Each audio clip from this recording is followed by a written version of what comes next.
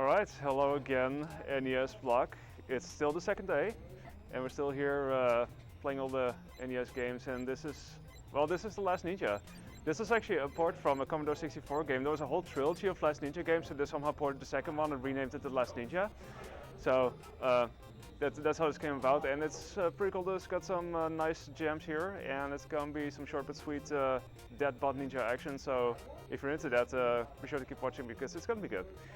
Anyway, time will start as soon as I select the new game, so it's gonna be in 3, 2, 1, go. Okay, so the story in short is we play as this ninja Armakuni who is sent to New York City in the 21st century to defeat the Shogun Kunitoki, who is apparently, well, sort of evil. And we start off on this rooftop where there's only like one instrument. There was supposed to be more, but I guess the rest just got cut out somehow. And yeah, it's one of those isometric platformers, which is always fun. Movement-wise, you'll see soon enough. What I did there is, this is basically my marathon safety. This is basically to make sure that I can actually defeat the final boss, because there's a chance that it might softlock because I cannot actually defeat him. So this is just to negate that somehow. So this first level, we're in Central Park, and we could do some jumps, so we grab the stick. Well, what are we going to do with the stick? You'll find out. It's going to jump. We do lots of jumping here. So as it turns out, if you jump into the next screen, you actually save a couple of frames. So overall that adds up pretty nicely. Also, they have jugglers in New York City, in Central Park, just so I know. So sometimes I do these wiggles in order to manipulate these enemies to go a certain path. I basically want to make sure that I get hit as few times as possible. This is probably the scene that you know best from the AVGN video that was made about this. Both jumps are impossible, except in the speedrun. Also there's bees. Bees! Oh, fell in the water, oops. Good start. Yeah, also you can't swim. You have to make sure that you jump off screen, but you don't actually land in the water. So yeah, just gonna make sure not to do that again. There we go, that's better. But hey, you want more boat jumps? Yeah, so here's another boat. We're basically using this stick to steer this boat and make sure it's starting to move. So you'll get a second boat jump soon enough. It's pretty cool. There's a few ways of setting this up. Let's see. Just gonna jump at the earliest moment possible, really. So there we go, nice and easy. Heading into the streets. It's gonna be a fun time. So this is a jump that I started doing at some point, and that's actually to skip an encounter, because typically this is one of those encounters that's almost like guaranteed, so I'm just trying to skip it there. This is also a pretty good pattern. As we learn, everything on the streets costs 75 cents, so it's not too expensive, but you know. We have this thing we're going to set on fire, use it eventually for a thing. What's the thing? You'll see soon enough. First we're going to grab this key from this tiny cabin here. We're going to use that to get access to the sewers. And as I say, there's a lot of things that don't really make sense. Don't worry about it. It's going to be fine. We're having an adventure. We're on our way.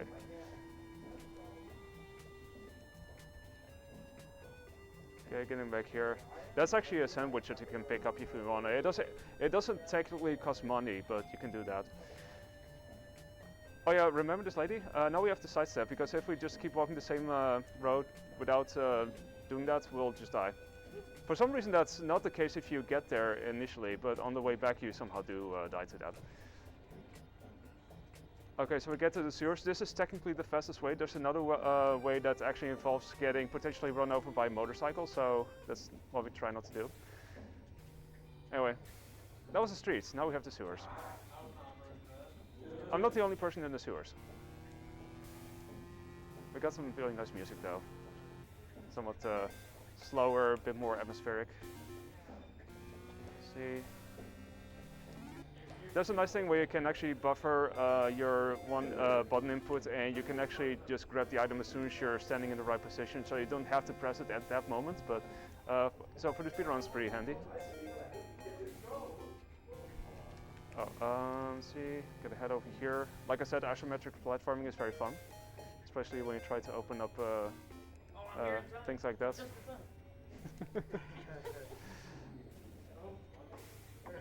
Right. So let's see. Sewers are my favorite jam. The sewers are such a good jam. I agree.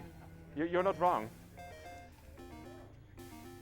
Also, yeah, these mice or rats or whatever. Yeah, you have to jump over them, otherwise you'll die. Like instantly. It doesn't matter how much health you have. You'll just die.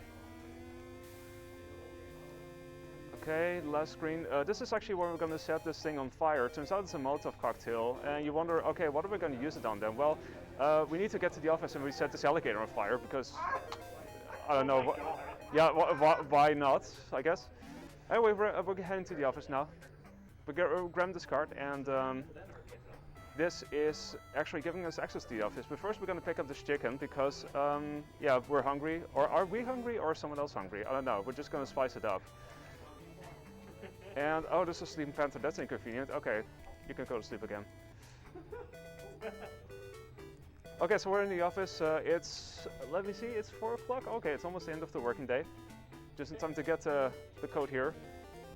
So this code is really important if you want to get a world record in this game, because you want to make sure to get a code that either has high or low numbers or zeros. So there's 1 0, which is good, and the rest is kind of middling. So, yeah. You can actually walk in this wall. I'm supposed to do a thing here, but you can just walk in there. Okay, this guy is being annoying. Goodbye. Someone left a sandwich on the ground. It's I don't know. Ground sandwich. It's just like floor meat, I guess. I'm not sure how much better it is or not, but I don't know. Anyway, we're almost on the rooftop. This is where we also find someone else who is standing in the way. Please get out of the way. This part can be so annoying, I swear. I usually do this jump here, so I'm trying to get myself in exactly the right position, but even then it still can be kind of annoying, but if it works out, then I can still get past it. Anyway, now we're on the rooftop, so we're almost there. Still have to watch out for the shuriken. This is always happening. This is pretty much scripted as far as I know, so if I just approach it that way, it's going to happen pretty much every single time like this. Anyway, time to grab the helicopter. Will take us to the next part, which is the mansion, and this is going to introduce one of the best songs in the game. So this is very catchy, I'm happy. Wait, yeah. Oh, we did a like super jump of sorts, which is faster than just jumping regularly, and it's actually really easy to set up. You just have to stand in the right position. So this is definitely part where you can lose quite a bit of time if you have too many enemy encounters. So like rooms like these can be pretty tough. You have to grab this key and then you still have to somehow wiggle your way out there, which is always fun. And there's a really big invisible wall there that you have to get around to. Okay, we open this door. What do? Hey, there's a rope. That's handy. Let's grab it. Okay, so as we're heading into this door, we're gonna head down pretty shortly. I'm actually, I think I still have enough lives. I can actually show off a thing here that also happens. Maybe, should I show it off? I mean, I could. I'm just gonna risk it, I guess. You can do this and then you'll die somehow, because I don't know how jumps work, but...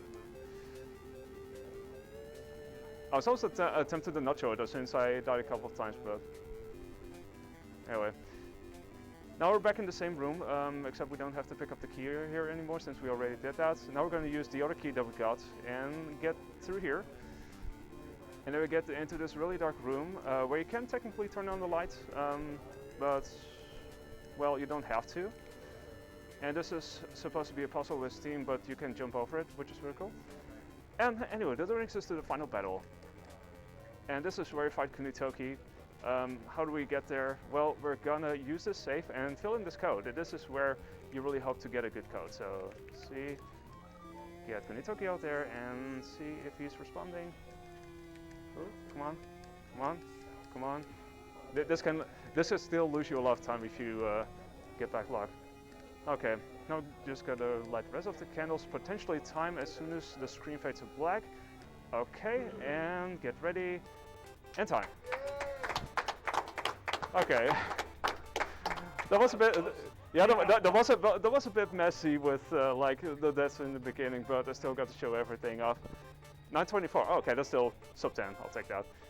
Considering the extra deaths that I took, like I usually, whenever I do this for marathons, I always show that off that one silly death in the mansion where I jump off the kitchen appliance and then I just die somehow. But yeah, yes, this is certainly a video game. It's a very fun speedrun though, and a very quick one to learn as well. Like I think I learned this in like an afternoon, and yeah, I've been still frequently pushing it every now and then. And my current time is 8:25, I think, which is 4 seconds away from world record. So yeah, I can recommend picking up this game if you want to learn a fun little silly speedrun. This is certainly in the description.